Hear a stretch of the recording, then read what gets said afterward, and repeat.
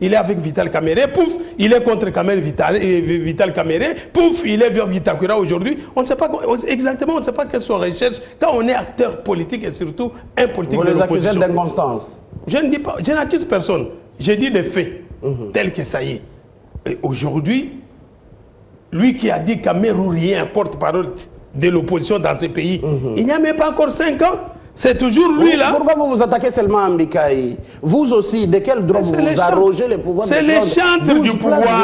C'est les chantres qui font croire aux gens que c'est lui qui a réclamé les dialogues. Nous sommes venus pour éclairer la lanterne. Il semble qu'il a de nouvelles idées. Hein, non, mais les nouvelles idées ne peuvent pas être dans chaque sac. Ça doit être dans un seul sac. Quand ça a dans plusieurs sacs, lesquels ce sera qu'il est trouvé? Lesquels ce sera qu'il est trouvé pour conserver vos idées? Alors, l'UDP, c'était le parti qui a réclamé le dialogue. Si vous êtes un homme politique, moi, ça me fait horreur, ça me fait la honte de voir nos hommes politiques, ces gens qui s'appellent des présidents des partis politiques dans ces pays, qui n'ont même pas de base politique. Comme l'honorable Mayo l'a dit, qui n'ont même pas de base politique, qui n'ont que des bases politiques, les micros. Des opposants des médias. Et qui disent des choses. Pouvez-vous deviner qu'un homme d'État, un homme président des partis politiques, vous passez dans des médias pour dire, vous là nous vous connaissons, vous êtes au mamelles du parti, vous avez été en Espagne, vous avez été en France, dans des hôtels de luxe, vous dites des choses. Mais ça vous dérange pourquoi? C'est une vérité, ça non? Ça ne dérange pas. Vous avez été à Iziba et Venise, non, aux frais de l'État. Non, ça ne dérange pas. Prenons même que ça soit la vérité.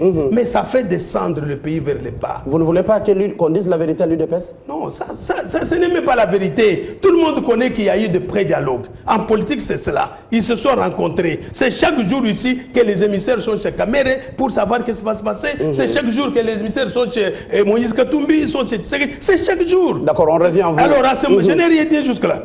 Et à ce moment-là, vous ne pouvez Zachary, pas... Oui, je n'ai rien dit. Vous continue alors. Je ne peux pas comprendre que vous tirez à boulet rouge les acteurs politiques au micro. Non, ça, c'est trop bas. Donc, nous disons que depuis qu'Edem Kodio est venu, il a fixé les quotas. Aujourd'hui, vous, on vous a dit que vous n'êtes pas dans l'opposition. Vous avez quitté. Qui n'a pas entendu Bika dire qu'il n'est pas de cela? Qu'il a critiqué les Kamere, les Martin Fayoulou pour avoir été dans des ambassades. C'est-à-dire qu'il n'était pas de l'opposition. Et s'il était dans son opposition là doit avoir aussi ses quotas. C'est lui qui distribue. Ce n'est pas l'UDPS qui distribue les quotas. L'UDPS a eu ses 12 délégués. Lui doit aller frapper là où on peut le donner aussi ses délégués. Puisqu'il ne fait pas partie de l'UDPS. Il ne fait pas partie de l'opposition congolaise. Il fait partie d'une autre opposition qui ne se soumet pas à la communauté internationale. C'est simple de comprendre. On fait circuler la parole. On va revenir à vous, à Zachary Kenda. Merci pour ces éclairages. Billy Kambale, vous êtes de cette opposition qui est contre les dialogues, bien sûr, mais quand vous suivez de près et de loin cette dispute, juste pour le comité préparatoire, quelle lecture vous avez de votre opposition? Non, il ne faut pas appeler ça dispute. Moi, je crois qu'il est temps que nous commencions à dire certaines choses à haute voix. Moi, je ne suis pas contre tout ce que mon confrère Zachary Kenda vient de dire. Les gens sont là en train de clamer haut et fort. L'inconstance. Tout le monde devient tout le monde. Papa vole maman, maman vole papa, papa vole fils. Tout le monde, ça devient maintenant, c'est comme si nous étions dans un ring où maintenant tout le monde peut se permettre tout. Non, ici c'est la politique. Hitler disait que la politique est la plus haute forme de destin qu'un homme puisse avoir au service de sa communauté. Hitler peut être tout ce qu'il a été, mais le diamant reste diamant, qu'il soit là entre les mains d'un prince. On ne fait pas l'apologie du mal. Mais c'est toujours un diamant et ça garde sa valeur. Ça, d'accord. Tel que Hitler l'a dit, nous pensons que nous devons maintenant élever le débat. Ici, le débat, c'est quoi? C'est que nous respectons la position de l'UDPS. Mais nous sommes en train de dire que nous sommes perplexes. Et nous disons, le président Kamere l'a répété, que si dans ces dialogues-là, vous produisez de bonnes choses et que nous voyons que ça respecte les délais constitutionnels, ça respecte la volonté du peuple congolais. Même a posteriori, nous allons poser notre signature sans être au dialogue. Donc nous ne sommes pas obligés d'être là parce que nous ne faisons pas confiance à la majorité. Et ce n'est pas une position de caméléon. Vous êtes et vous n'êtes pas là. C'est quoi ça comme histoire? Caméléon, ça veut dire quoi? Est-ce que tout le monde était à Gaborone? Tout le monde était à Sun City? Tout le monde n'était pas là. Mais quand les résolutions ont été pondues et ça a respecté la volonté du grand nombre, qu'est-ce qu'il a fait? Et tout le monde s'est incliné. Mais au cas où vous vous écartez de la volonté du peuple, vous produisez des résolutions qui tendent à nous amener dans une transition pour maintenir le président Kabila au pouvoir, vous nous trouverez sur votre chemin. Mais nous disons... mais les conditions sont réunies pour qu'il n'y ait pas élection cette année. Vous ne le savez pas. Voilà, Mathieu, des choses qui sont en train de raffermir notre position en disant que nous sommes dans les bons. Quand vous dites que les conditions sont réunies pour ne pas organiser les élections dans les Mais les fichiers commencent au mois de juin. Mais c'est ce que j'ai dit. Ça, ce sont des stratagèmes du pouvoir pour vouloir. Ah, c'est pas le pouvoir, c'est la CENI qui l'a dit. Nous disons. C'est la CENI qui l'a dit. Non, Mathieu, la CENI ne peut pas nous faire gober n'importe quoi. Ils n'ont pas le monopole de la vérité. Les experts dans la matière qu'ils sont en train d'entreprendre existent partout dans le monde. La RDC n'est pas le premier cas qui va organiser les élections, encore que nous avons déjà 2 expériences du scrutin. Donc, nous disons que nous ne sommes pas d'accord avec ces dialogues. D'ailleurs, avec nos frères de l'UDPS, je crois que nous tous, nous avons un seul point de vue, c'est que nous sommes d'accord que le président Kabila, au 19 décembre, il ne doit plus devenir président de la République. Donc, pour ça, je crois qu'avec l'UDPS, nous n'avons pas de divergences. Vous avez lu l'article 70 de la Constitution. L'article 70, complété par l'article 73, complété par l'article 165, ainsi de suite, vous voyez que la Constitution, c'est un tout. Ah, donc chaque parti, opposition, majorité, chacun a ses articles dans la Constitution. Ce n'est pas que chacun a ses articles. Il y a seulement de la malveillance du côté du pouvoir. Ils veulent exploiter un article de la Constitution, alors que cet article est clair. Et nous, nous disons que nous n'accepterons pas la forfaiture, nous allons nous battre jusqu'au bout. Et vous pouvez me croire, nous aurons les élections dans les délais constitutionnels. L'annonce du comité préparatoire du vice-style l'opposition à RDC, Jean-Hervé Mbelou, vous êtes porte-parole de la NAD, un des communicateurs de la MP. Quelle lecture vous faites? Est-ce que ça ne va pas bloquer encore le dialogue, la tenue du dialogue? Merci beaucoup. Je voudrais dire que je ne sais même pas à quel niveau ce débat peut concerner la majorité. La majorité n'a pas pour rôle de gérer les incongruités, les incohérences et même les contradictions internes à une entité politique aussi composite, éparse, hétérogène et même hétéroclite en même temps, qui est l'opposition politique congolaise. Donc j'estime que l'opposition ne fait que récolter les résultats de ces incohérences et de ces incongruités que nous avons notées depuis bien longtemps. Pour la majorité, nous restons à l'écoute du facilitateur en attendant de prendre part de manière active dans un esprit de paix et de concorde à ces dialogues pour le bien de la population congolaise. Donc je ne crois pas qu'aujourd'hui nous puissions dire qui distribue le certificat de l'opposition ou pas. Donc je crois que la majorité est sereine là-dessus. Donc, j'estime que nous n'avons pas beaucoup de choses à dire là-dessus. Donc, ce n'est pas le fait que, par exemple, l'UDPS a négocié pour parler avec la majorité en vue de la tenue de ce dialogue que d'emblée, l'UDPS est devenu membre de la majorité. Donc, je crois que l'opposition doit apprendre à gérer ces incongruités et puis, quand j'entends dire autour de cette table que la vérité ne peut pas se trouver dans plusieurs sacs, mais je suis circonspect parce qu'en démocratie, c'est la multiplicité de points de vue. Multipartisme, on va en parler. Donc c'est très important que l'opposition puisse mettre de l'eau dans son vin. Et d'ailleurs, tous les désordres que nous remarquons au sein de l'opposition montrent que l'opposition congolaise ne constitue pas la véritable alternance pour ces pays demain. Donc, nous pensons que l'opposition doit faire preuve d'une entité responsable, homogène, qui peut avoir des ambitions de diriger le Congo demain, mais avoir de près tout ce qui se passe comme un problème au sein de cette opposition, il serait difficile d'accorder une moindre crédibilité à cette opposition, étant donné qu'elle est trop divisée, elle est éparse, et comme je l'ai dit tout à l'heure, donc elle n'augure rien de bon pour l'avenir de notre démocratie. D'accord, Jean-Hervé Mbelou. Jeune leader du PPRD des communicateurs, Yannick Djisola. Êtes-vous de ceux qui pensent que l'UDPS joue les jeux de vous, de la majorité présidentielle? Vous annoncez les dialogues, vous annoncez les comités préparatoires, et l'UDPS s'accapare les 12 places dans les comités préparatoires du côté de l'opposition. Ça vous favorise, ça fait passer le temps avant la tenue même des tables rondes pour les comités préparatoires avant les dialogues. Monsieur Mathieu, vous savez, nous, à la majorité présidentielle, au PPRD, le Parti du Peuple, ce qui arrive au sein de l'opposition ne nous étonne pas. Vous savez qu'ils ont l'habitude de s'entendre pour ne pas s'entendre. Après Sun City, l'UDPS s'est fait rouler par ses amis, comme elle a toujours l'habitude de se faire rouler. On a vu des gens porter des chapeaux pendant la campagne et après la campagne, qu'on leur a demandé de ne pas... Aujourd'hui, il est votre partenaire, hein? Il ne faut pas se réjouir de son malheur.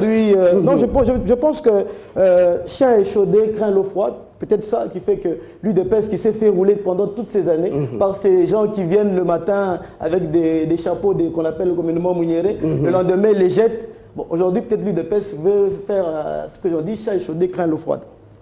Mais nous, ça ne nous étonne pas. Parce que vous savez, lorsqu'on a demandé à l'opposition de nous trouver des délégués qui devaient composer le bureau de la CENI, nous avons fait plus d'une année en train d'attendre que l'opposition et la société civile nous donnent des candidats. Nous avons eu une loi portant statut de l'opposition. Nous avons demandé à ce que, la loi exigeait à ce que l'opposition puisse avoir un porte-parole. Et vous n'avez pas organisé les élections pour eux à l'Assemblée nationale.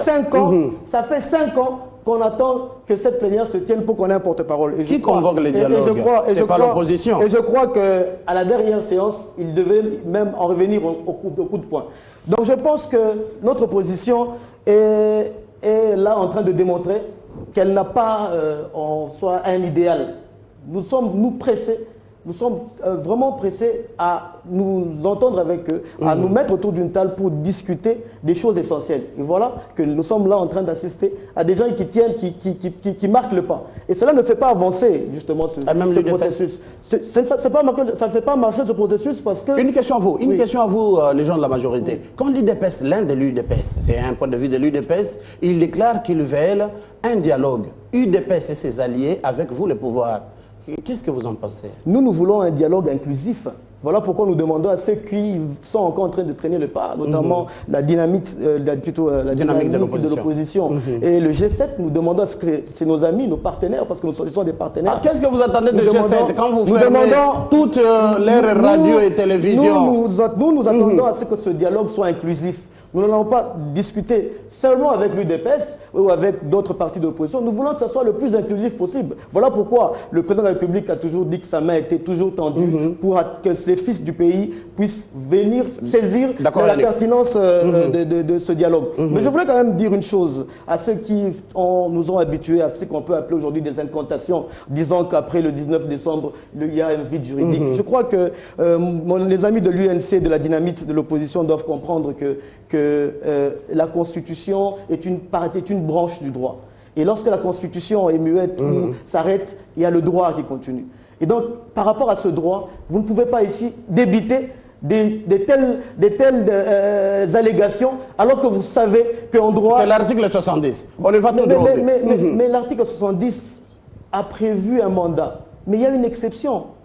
Une exception qui fait que la Constitution l'a précisé? Oui, elle a précisé à l'alinéa 2. C'est un principe général de droit qui veut ce qui est la continuité des services publics.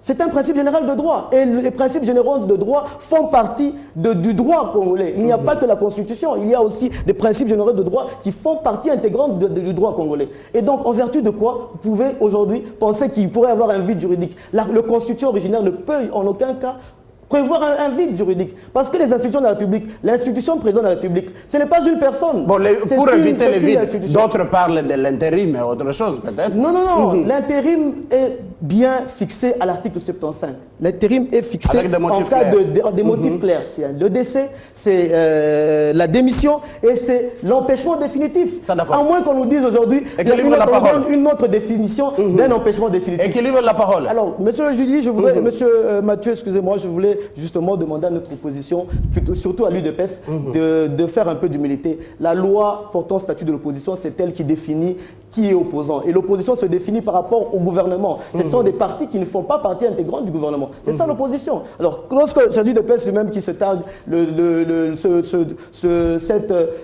cette mission quasi divine de pouvoir donner des cartes d'accès, des cartes d'entrée à l'opposition, c'est extrêmement grave pour la démocratie. Et donc, c'est juste des conseils, mais nous sommes en train de vous attendre. Ça, d'accord, nous sommes pressés pour le dialogue. Zakari Kenda, on vous taxe de l'impérialisme, de la dictature au sein de l'opposition. Parce que Steve Mbika, il l'a dit clairement, si y a une charte au sein de l'AMP, les gens obéissent à leur charte. Mais vous, au sein de l'opposition, il n'y a pas de patron. Il n'y a pas un parti pouvoir de l'opposition. Votre réaction? Mais ce que le PPRD vient de dire là, c'est tout ce qu'il a écrit à la maison avant de venir ici. Oui, mais tout à l'heure, moi, j'ai donné la définition d'un opposant. J'ai dit que nous n'avions pas le monopole, nous n'étions pas experts pour définir un opposant. Je l'ai dit d'entrée de jeu, non? Mais il veut revenir à ce qu'il a déjà écrit. Et tout ce qu'il dit là, vous l'avez tiré de quel organe de votre parti? Vous faites partie de quel organe de votre parti? Donc selon vous, ça n'engage pas son parti. Et ce que vous dites là, vous les tirez de quelle expérience politique? Ah, vous n'êtes pas Ce sont des théories de l'université. Ce sont des théories de l'université qu'il vient développer. Il est un des communicateurs de l'AMP. Vous êtes spécialiste en constitution. Vous êtes spécialiste constitutionnaliste.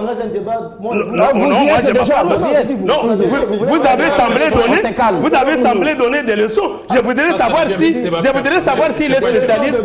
S'il est spécialiste en constitution. Il n'est pas spécialiste. Voilà, il est juriste en formation comme moi. Je suis loin d'être constitutionnaliste. Encore que j'ai fait le droit privé judiciaire. Mais quand même en première année. Non, en première année, je prétends être constitutionnaliste. Non, on a ouvert les brides. Un juriste de mauvaise foi. Un juriste de mauvaise foi. Non, attention, il ne faut pas dire des choses de l'université ici. Ici, nous sommes en politique. Je vous conseillerais de rentrer d'abord. Répondez à ma question, Zachary. On vous accuse d'être un parti du pouvoir au sein de l'opposition. Vous avez suivi réaction. les qualificatifs de l'opposition ici. Mais autant ces qualificatifs, autant en vaut pour le pouvoir. Des cadavres et moribonds finissants, dont les derniers médecins refusent de signer les certificats de décès. Ça, c'est l'AMP. Oui, mais l'opposition voit ce que vaut son pouvoir. Si l'opposition, nous sommes ce qu'on a décrit, nous sommes l'interface de la médaille. Nous sommes l'antichambre du pouvoir. Mais si le pouvoir est médiocre, vous voulez trouver l'opposition excellente où? Que je vous pose cette question. Non, mais monsieur Mathieu, posez-vous la question. Allez poser la question. Ah, c'est à moi de vous poser la question. Si le pouvoir, non, je ne pose pas. Et vous avez les réponses à donner. Si le pouvoir est médiocre à tout point de vue, l'opposition la meilleure, on la trouvera où? On ne la trouvera pas. Ça, d'accord. Mais il n'y a que nous qui avons proposé des choses sérieuses ici. Le pouvoir doit avoir des vergognes, il doit avoir de l'eau dans son vin pour avoir l'humilité de reconnaître que chaque jour l'opposition nous enseigne. Nous ne sommes pas des impérialistes dans l'opposition. Un parti pouvoir-État de l'opposition. Non. Mais la preuve, il lui-même l'a dit. Il vous a demandé un peu de modestie. Non, non. 12 places de l'opposition. Il dit une chose de son contraire. Il a vu les gens avec les Mouniérés. Le lendemain, il ne les a pas vus avec Mouniérés. Mais le surlendemain, il ne les a pas trouvés en prison. Il ne les a pas trouvés exclus. Ils ne sont pas de l'UDPS. Les gens sont venus dire nous avons mené campagne avec le nom du Tshisekedi. Beaucoup sont élus avec le nom du Tshisekedi. Est-ce que vous avez vu Tshisekedi les traduire en justice? Mais nous sommes impérialistes en quoi? Nous sommes des démocrates. 12 places dans les comités préparatoires. Là est le problème. 12 places. L'UDPS, son secrétaire général, Bruno Mavungu, le voyant, il dit que je vais distribuer ces places avec mes alliés. De l'opposition extra-parlementaire. Mais nous allons en vertu de quoi? Mais nous allons au dialogue avec l'opposition et le pouvoir. Le pouvoir est ses alliés, l'opposition a ses alliés. Les alliés d'ailleurs de taille, ils sont absents, ils refusent d'entrer. Qui sont restés constants, qui n'ont pas crié sur tous les toits, qui n'ont pas injurié les ambassadeurs et tout ça, ils sont restés constants. Vous parlez de l'UNC et autres? Je ne parle pas de lui, je parle des opposants constants, ils sont là. Vous voulez m'opposer à l'UNC? Vous ne savez pas que l'UNC a refusé le dialogue, jusqu'aujourd'hui il le refuse, il est constant. Et vous dites, nous devons nous distribuer les sièges. Mais les sièges, vous venez demander à qui? C'est la question que Bruno Mavungu et les Tshisekedi te posent. Vous venez demander ces sièges à qui? Ambikai, Abitakwira et consorts. Mais Abitakwira et les autres, ils savent pour qui ils flirtaient. Ils savent pour qui ils plairaient. Donc c'est ceux-là qui partagent. Nous sommes allés tirer ces sièges. Apparemment, vous n'avez pas de solution au problème qui vous attend. Nous sommes allés prendre ces sièges auprès des facilitateurs. Qu'il aille aussi chez les facilitateurs. Ce sont des opposants qui tirent aussi leurs sièges. Et nous avons les nôtres avec nos alliés que nous connaissons, que nous définissons. Qui ne sont pas ceux qui crient aujourd'hui, qui viennent nous injurier. Nous sommes plus humbles. Si on était de meilleurs politiciens, on allait reconnaître que l'UDPS, ils l'ont dit, a connu des coups terribles. Mais dans ce coup, l'UDPS se tient. Il n'emprisonne personne. Il ne dit pas à personne tu ne peux pas faire ceci. Il n'est pas caporal. L'UDPS c'est un parti démocratique. D'ailleurs, c'est une grande fierté quand Bikaï nous injurie. C'est une grande fierté quand Bitakwira, sa mère, veut maudire le dialogue. C'est une grande fierté. C'est ce qu'il a donné la torse. On a bombé Mobutu a tapé. Il a donné le joug. Les 13 parlementaires. Le peuple congolais sont morts. Ou les Congolais sont morts. pour que les gens s'expriment. Ne reviens pas sur ça. Il y a des questions sur l'UDPS. Pour que les gens s'expriment librement. Aujourd'hui, qu'ils s'expriment librement, c'est la hauteur de l'UDPS. C'est la fierté de l'UDPS. Nous n'allons pas interdire aux gens de ne pas s'exprimer. D'accord, Maître Zakari. Et nous avons dit que nous avons nos 12 sièges. Reconnaissez-nous au moins ces droits de l'Est. D'accord, Maître Zakari. De s'exprimer aussi comme vous. Vous avez beaucoup trahi dans tous les pouvoirs dans ce pays. L'UDPS n'a jamais arrêté personne. Si aujourd'hui nous décidons, nous allons faire route ensemble avec Kabila. Ce n'est qu'une hypothèse que je soulève. Qui va nous contraindre? Qui nous a envoyé à faire l'opposition, ni à faire la politique? Si l'UDPS lève l'option et dit, moi je vais travailler avec Kabila aujourd'hui, qui va interdire? D'accord, l'UDPS. On s'énerve pas sur le plateau. Et nous n'arriverons pas à ce schéma. À ce schéma-là. Petite réaction de votre part. Monsieur le journaliste, je constate que le débat n'est pas équilibré. Il va falloir que vous puissiez équilibrer les débats. J'aimerais dire à M. Kenda qu'il n'a pas les baromètres de la mesure de l'expérience politique. J'entends beaucoup de gens dire ça sur les jeunes qui montent très fort. Je me demande souvent de quelle expérience politique on nous parle dans ce pays. Sorti fraîchement de l'école moboutiste. L'école moboutiste, c'est elle qui a formé la plupart de nos opposants. Mais c'est quelle école? École de détournement des deniers publics, école de la corruption, de toutes sortes d'antivaleurs que ces peuples et le pays ne peuvent plus. Là, vous évoquez un autre chapitre terrible. Alors, maintenant, lorsque vous évoquez l'expérience politique dans une démocratie qui évolue, je ne sais pas, vous tirez de quelle expérience politique? Et d'ailleurs, c'est le deuxième sujet. C'est l'expérience politique du moutisme, c'est l'expérience politique de l'exercice de la démocratie. Monsieur Jean-Hervé, s'il vous plaît. Donc, j'aimerais que cela soit de la manière la plus s'il vous plaît, c'est vous qui avez la parole. Je commence d'ailleurs avec vous. 26 ans après le multipartisme, bien sûr, le 24 avril 90, quel bilan de la démocratie? Parce que vous venez de le dire, pensons que Mobutu a mal fait, et maintenant, sous le règne Kabila, entre guillemets, Kabila d'ailleurs avec As, bien sûr, entre guillemets, que la démocratie a marché. Quel bilan vous faites de cette démocratie? Je crois que le bilan de la démocratie ne peut pas être fait en se basant uniquement sur la période de la gestion de Joseph Kabila. Il y a les droits de l'homme qui vous guettent, la liberté de la presse et vous m'avez donné la parole, laissez-moi répondre. Ça, d'accord. Donc, la démocratie ou le bilan de cette démocratie ne peut pas être fait uniquement sur les quelques années de la gestion de Joseph Kabila. Vous vous rappelez que c'est après plus d'un quart de siècle d'un pouvoir sans partage, un pouvoir dictatorial qui a avili les peuples, que suite aux pressions extérieures et notamment à la perestroïka et à la glasnost, et que M. Mobutu finalement a décidé d'ouvrir l'espace politique au multipartisme et à la démocratie. Donc à cette pression extérieure, il faut également citer les pressions intérieures par rapport à la longue lutte du peuple qu'il a menée pour son émancipation. Cette lutte s'est incarnée à l'époque dans la personne de Tiens Tshisekedi à travers les 13 parlementaires et à travers un certain nombre de mouvements sociaux, notamment la société civile avec le docteur Numbi.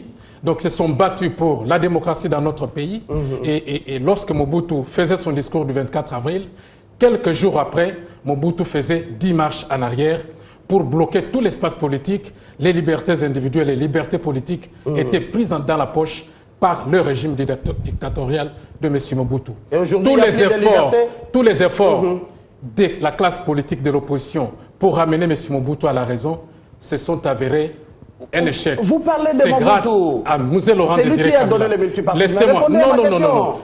Mobutu n'a pas donné le multipartisme. Rappelez-vous que avant son discours du 24 avril, Mobutu a fait une tournée à travers les provinces de notre pays. Il a écouté les couches populaires de notre pays qui lui ont dit, Monsieur Mobutu, nous en avons marre de votre pouvoir, vous devez partir, il faut démocratiser la société congolaise. Donc, et pour preuve, vous avez vu Mobutu pleurer. C'était pas de gaieté de cœur que Mobutu a fait ces discours-là. Donc vous dites qu'il a répondu à la demande de la population. Sous la pression de la population congolaise et sous la pression de l'extérieur par rapport à l'environnement politique qui avait changé. Il ne pouvait plus continuer à gérer. Mais 16 ans du pouvoir Kabila. Joseph Kabila arrive au pouvoir. Je crois que les libertés publiques ont évolué. Nous ne pouvons pas, en comparaison avec la période noire que je viens de vous citer, nous avons les représentants de là, vous ne répondez pas à cette table. Monsieur Joseph Kabila a permis à cette démocratie d'avancer et d'arriver à permettre au peuple congolais de voter ses élus. Et ça, c'est très important. Ça, on le Donc, connaît. Joseph Kabila est cette personne qui a mis finalement la démocratie en mouvement en vue d'inclure le peuple dans la gestion de l'État. Donc si Honorable Kenda peut se targuer la poitrine aujourd'hui, venir devant cette chaîne de télévision, parler, critiquer le régime Kabila, critiquer le président de la République et sa gestion, il doit reconnaître que c'est aussi grâce à cet homme-là, c'est grâce à sa volonté politique, c'est grâce à son amour patriotique pour ce pays qu'il a permis que cette liberté d'expression, la liberté des médias, on a combien de médias aujourd'hui dans notre pays? Une centaine de journaux, une centaine de presse libre. Mais au Katanga, ce n'est pas le cas. Non, ce sont que les médias, télévision, radio des opposants. Non, ce sont des cas isolés qui ne peuvent pas faire...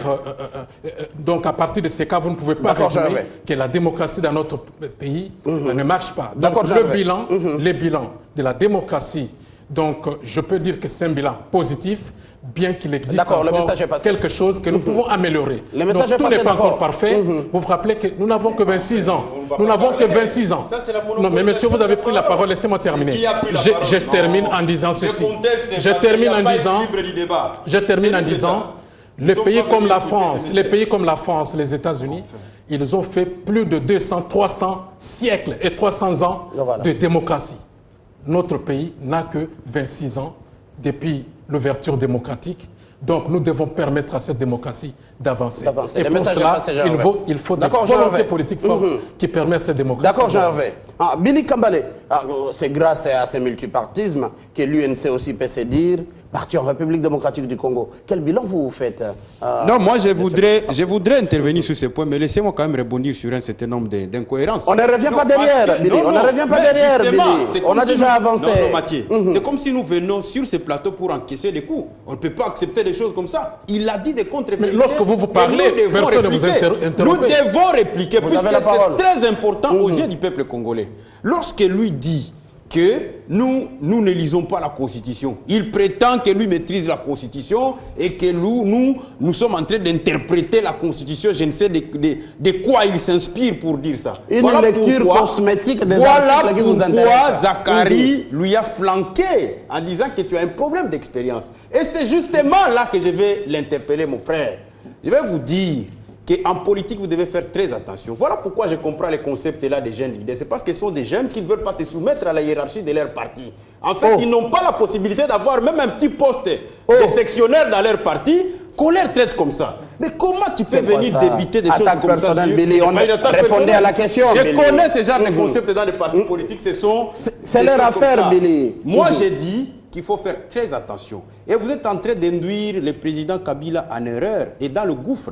Parce que vous êtes incapable de lui dire que, monsieur le président de la République, en 2016, au 19 décembre, il y a une vie après la présidence. Il faut lui faire comprendre, mon frère. Vous préparez sa mort. Vous êtes en train de préparer la mort du président de la République. C'est très grave ce que vous affirmez dans ce débat. Vous dites au président de la République. Est-ce que tu peux te calmer, mon frère? C'est très grave. Est-ce que tu peux te calmer? Tu viens de parler pendant 30 minutes. Ça ne te suffit pas encore. Vous avez regardé la Donc, moi, j'ai dit que vous devez être clair avec le président de la République. Ça ne sert à rien que vous puissiez vous masturber l'esprit en débitant des histoires que vous savez très bien. Si on se regarde dans les yeux, dans cette constitution, vous savez très bien que sur la question du président de la République en ce qui concerne son mandat, c'est verrouillé à l'article 220. Mais vous avez lu aussi l'article 220. C'est verrouillé, c'est-à-dire c'est un pacte républicain que nous avons signé en ce qui concerne les deux mandats du président de la République. Cette affaire-là, vous devez y revenir. Donc il faut être humble et il faut avoir la capacité de dire à vos autorités. Ma question, le bilan de la démocratie après le bilan de la démocratie. Nous disons qu'aujourd'hui c'est une catastrophe, Mathieu. Nous sommes revenus aux époques sombres qu'il a citées. Aujourd'hui, il y a musellement de l'opposition, des prisonniers politiques. Les médias sont fermés. Canal Fiti, Canal Kin et beaucoup de médias. Vous avez cité les Katanga et un peu partout. Là, c'est ce sont les libertés fondamentales qu'on est en train de tuer. Encore une fois, vous parlez de pression externe. Ça revient encore aujourd'hui avec les États-Unis, dont d'ailleurs on a voulu triquer le message, alors qu'eux parlaient de passation pacifique du pouvoir en 2016. On a fait attendre que non, les Américains ont dit qu'ils soutenaient 18 mois de transition. Non, faux. Les Américains disent nous voulons les élections dans les délais constitutionnels. Donc, exactement comme vous voulez parler. Petite question, vous allez continuer. On peut bien parler à des Américains et autres. Vous avez compris les problèmes techniques, bien sûr, auxquels la CENI est confrontée. Il y aura ou il n'y aura pas élection, ce n'est pas à moi de le dire. Les délais, vous avez compris. La CENI n'est butée à aucun problème technique. C'est faux. Ce problème technique est voulu de la majorité présidentielle parce qu'elle ne veut pas des élections dans le délai constitutionnel. Depuis l'année passée, nous avons commencé à réclamer qu'on commence le début d'enrôlement des nouveaux majeurs. Nous avions combattu la loi électorale qui voulait conditionner l'élection présidentielle au recensement en janvier 2015. Nous avons fait toute une lutte et nous avons réclamé qu'on organise les élections. Jusqu'à aujourd'hui, j'ai rappelé qu'en 2006, Malou Malou a organisé l'enrôlement de plus de 26 millions d'électeurs à moins de 5 mois. En 2011, Moulounda, à moins de 6 mois, il a organisé l'enrôlement de 32 millions d'électeurs. Mais qu'est-ce qui empêche? Aujourd'hui, il faut les Congolais de l'étranger, il faut les jeunes majeurs. Je vous dis, et moi... Il semble qu'il y a des cartes d'électeurs au Rwanda, au Burundi. Ce n'est pas un problème. Il y a problème de manque de volonté politique. On a bloqué la CENI dans l'exercice de sa mission. On ne veut pas que nous puissions organiser les élections dans les délais. Bilan de la démocratie, pour vous, ça n'avance pas. Bilan de la démocratie, nous disons que nous sommes retournés encore des années en arrière. Puisqu'aujourd'hui, des manifestations sont bloquées. On ne veut pas que les gens s'expriment. Vous avez manifesté il y a quelques jours. On a défié l'hôtel de ville. L'hôtel de ville avait refusé. Nous avons dit, compte tenu du fait que nous sommes un peuple debout, nous serons à triomphal. Venez avec vos chars, vous nous trouverez. Voilà comment on a fait cette manifestation. Sous Mobutu, vous ne ferez pas ça. Sous Mobutu, on l'a fait. Nous avons organisé des villes mortes. Peut-être vous n'étiez pas là. Sous Mobutu, on a défié la garde civile. Je vous pose une question, on se calme. On a défié la garde civile. Je vous pose une question. Comme aujourd'hui. Billy Kambale, c'est sur le net, j'ai fait la lecture des internautes qui disent l'opposition a échoué. Plus de 10 grands partis, vous n'avez pas pu mobiliser 5 000 personnes. Nous avons mobilisé, il y avait un monde fou là-bas. Combien? Il y avait un monde fou. Combien? Plus de 50 000 personnes étaient là-bas. Mais monsieur, dans une ville composée de 10 millions d'habitants. Mais calmez vos hormones, mon cher ami. Calmez vos hormones, même pas 500 000 personnes. Je me demande, vous n'avez pas mobilisé. Je parle de Mathieu. Ces gens, ils ont fait pendant plus d'une semaine dans les médias en train d'intimider les Quinois. J'ai dit encore félicitations aux Quinois pour ce dimanche. Vous avez défié le pouvoir. Mais mon cher ami, dans une ville de 10 millions de personnes, nous n'avions pas appelé 10 millions de personnes. Vous mobilisez 50 personnes, vous vous applaudissez. Mais c'est très grave. Bilan de la démocratie avant que Maître Zakari puisse conclure. Je crois que quand on vient sur le plateau de télévision, on ne vient pas faire des attaques personnelles. Si M. Kenda devait avoir mon CV, je lui donnerai mon CV ou je demanderai qu'on lui forward dans son email. Mais je vous assure que quand la Télé 50, une grande chaîne, nous appelle ici, elle connaît déjà notre CV. Je ne voudrais pas ici parler de ma personne, je suis une modeste personne par rapport aux 70-80 millions de Congolais qui nous suivent. Je voulais répondre à votre question. Vous savez, il ne faudrait pas que l'on puisse confondre la démocratie à l'anarchie. Vous savez, je vous donne un exemple à Lubumbashi. À Lubumbashi, qu'est-ce qui s'est agi à Lubumbashi? Un groupe de partis politiques voudrait faire un meeting aux alentours du stade. Peut-être que vous n'avez pas encore la chance de visiter Lubumbashi. Nous y avons été plusieurs fois. Non, je dis mes contradicteurs. Mais moi, j'ai été plusieurs fois là et j'ai grandi là. À côté du stade, aux alentours du stade, ça veut dire c'est sur des avenues. Il y a l'avenue de la Mission, il y a l'avenue de la Digue, je cite l'avenue Boukama. Donc quand on demande de faire un meeting aux alentours du stade, en réalité, ils veulent faire un meeting sur la voie publique. Et l'article 26, alinéa 3, dit quoi? Nul ne peut être contraint à participer à une manifestation. Donc vous voulez bloquer la voie publique parce que vous estimez que vous avez le monopole de la vérité. Ça se passe où? Ça s'est passé où? Mais vous aussi. Monsieur Mathieu, lorsque l'ordre public est troublé, les forces de l'ordre, la police intervient pour remettre l'ordre troublé. Et donc, il faudrait que l'on puisse faire la part des choses entre l'anarchie et la démocratie. Je vous parle par exemple de la manifestation que se targue notre ami de l'UNC disant qu'ils ont nargué le gouvernement. Mais après, tout s'est bien passé. Est-ce qu'ils ont été réprimés? Est-ce qu'ils ont eu... Non, ne dites pas avoir peur. Mais en janvier 2015, qu'est-ce que nous avons vu? Ils ont appelé à manifester, mais ils se sont retrouvés dans les magasins des Chinois. Qu'est-ce que les... S'il vous plaît, mon éducation ne m'a pas permis de... Vous avez la parole. Ils ont demandé, ils ont appelé à manifester, et nous les avons vus dans des magasins des Chinois. Qu'est-ce que vous allez faire dans un magasin des Chinois? Qu'est-ce que les Chinois ont à voir avec votre alinéa 3 de l'article 8 de la loi électorale? Ils ont appelé à manifester, mais on les a vus en train de détruire Transco.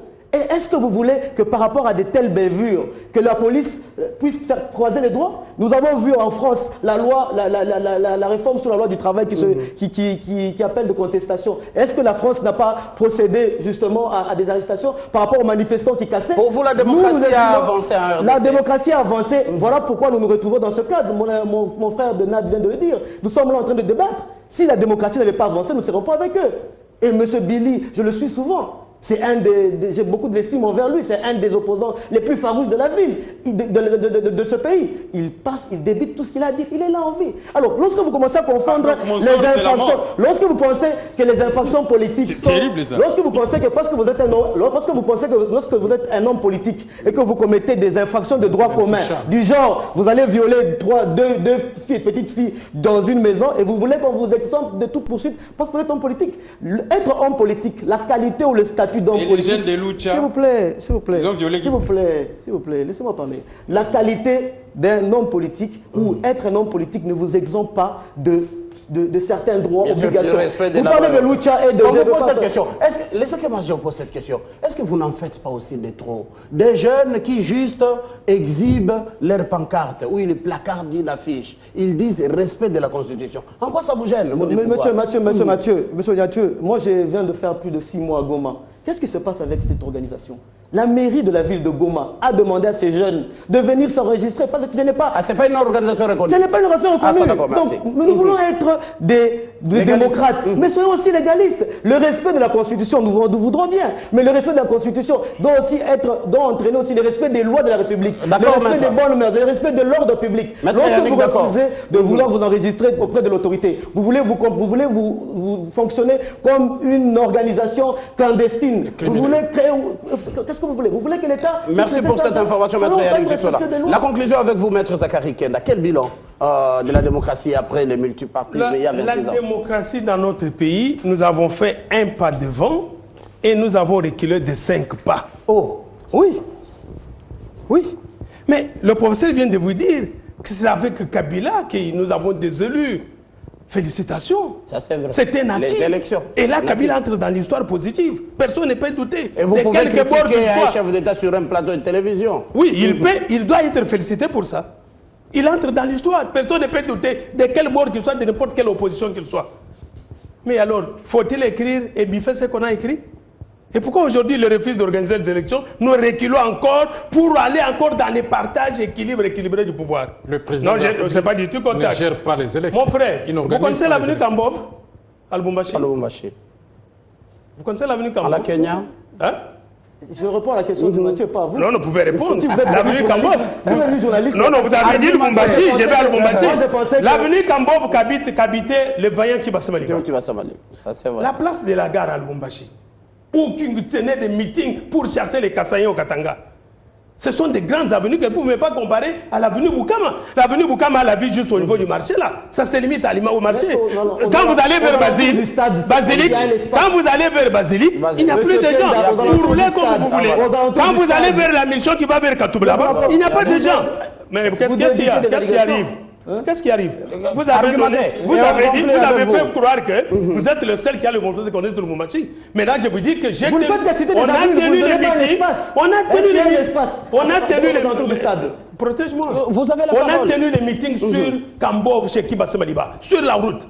On a tenu, et vous félicitez de faire un meeting sur une... Il argumente un peu Yannick Tissola. Lui dit qu'on a empêché les gens de Lubumbashi puisque c'était sur la voie publique. Maintenant, je lui montre qu'il y a eu plusieurs voies publiques sur lesquelles on a tenu des meetings. Il doit se calmer, non? C'est antidémocrate. On y va. On y va mettre un peu de tolérance. On dit, dans une ville de 10 millions d'habitants, on peut trouver 50 000 combattants dans des meetings de l'opposition. Professeur, mais comment je ne peux pas appeler l'expérience? Au stade de 80 000 places, lorsque Léopard gagne le match, Il y a passage en cours sur toute l'étendue de la ville. Est-ce que tous les Kinois vont au stade? Vraiment. C'est représentatif. Alors, quand il y a 50 000 qui viennent dans un meeting, et dites-moi d'abord dans ces meetings-là, vous tapez le vous nous pouvoir prenez de des détenir équipes. la Vous avez déjà vu une population. équipe qui joue de 7h à 18h. À 18h. Une équipe de football. Une équipe de football qui joue de 7h à 18h. Et comment il y a eu 50 000 s'il y avait une équipe? Et comment il y a eu 50 000 s'il y avait une équipe? On va terminer l'émission, Maître Zacharie. Chutez là-bas. Je dis, Maître Zacharie, je parle comme je parle avant que Kabila arrive. Maître Zacharie, Kabila lui-même a goûté au combat de l'UDPS. Les villes qui tombaient, c'est tombé au nom de l'UDPS. Les gouverneurs qu'on nommait dans ce pays, dans les chahuts, c'était les gouverneurs de l'UDPS. Donc je ne parle pas. La cravate que vous portez, la professeure, c'est pas Kabila. Kabila est venu avec des tenues militaires. Il n'est pas venu avec la cravate. La cravate, c'est l'UDPS, c'est le combat de l'UDPS. C'est le combat du peuple congolais. Ah oui, les manifestations, les Nous avons défié. il est fils terrible de ce pays. Non, ça c'est grave. Les Nganko, il est fils terrible de ce pays. On les reconnaît. Quand on cite les Nganko, on connaît des villes mortes. Ah, moi j'ai étudié sous la chemise cravate. Vraiment. Non. Alors, ce n'était pas le peuple de Kabila. Ça d'accord. Donc j'ai parlé. On va conclure. Même devant. Et c'est vraiment la fin de l'émission. Même à l'époque de chacun a donné son point de vue. Il ne reste laissez que... Kabila organiser les Merci, élections Maître qui Zacharie. en aura lieu. Merci, Il est Maître Zacharie. tenté Les élections il est dans l'histoire. Merci, Maître positive. Zacharie. Pour avoir organisé les Dans élections. le délai Il constitutionnel. a organisé Dans le délai constitutionnel, la Constitution, Dans le délai la Constitution, constitutionnel. il faut la En dehors du percevoir délai, il n'est plus comme président. un tout.